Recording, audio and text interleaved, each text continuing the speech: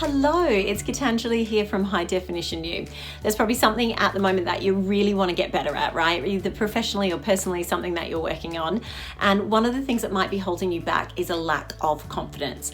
Now, you are talking to someone, my friends, who has spent many years with incredibly low self-confidence, with almost no self-esteem and lacking so much doubt in the choices that I was making.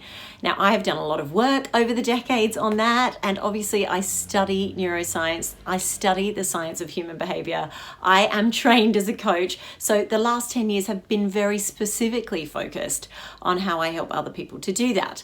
What I want to do for you today is give you one tip to help you on the road to feeling confident with that thing that you're working on at the moment.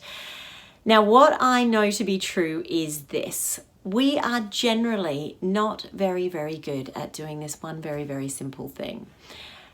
But when we start to get better at it, we start to see things differently. Now, it took me a long time to get better at it, but it doesn't have to take you long at all. It is simply this, my friend. It is the art of receiving compliments.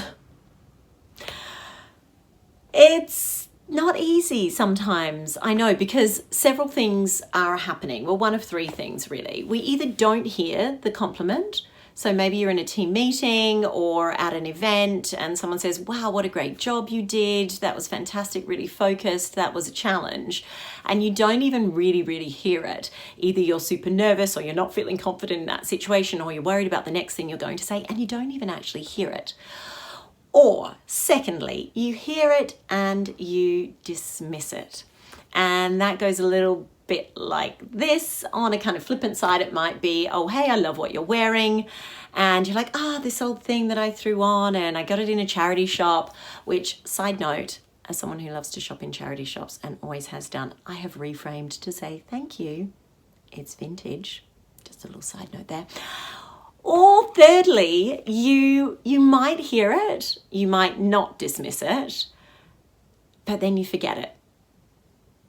So wherever you are in those three things, I am challenging you to actually this week record 3 compliments that you receive.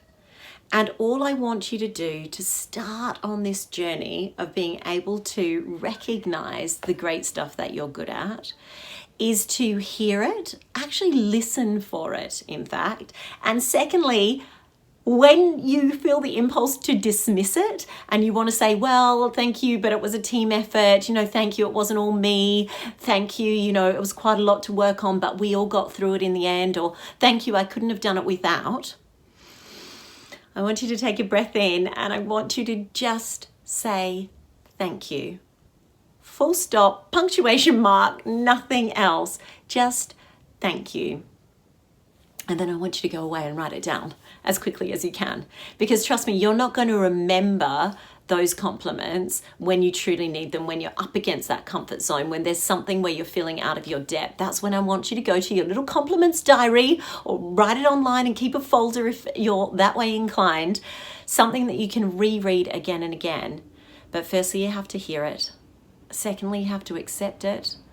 Thirdly, you have to simply say thank you. Okay, fourthly, you have to write it down. So as always, let me say thank you to you. I am so grateful for you.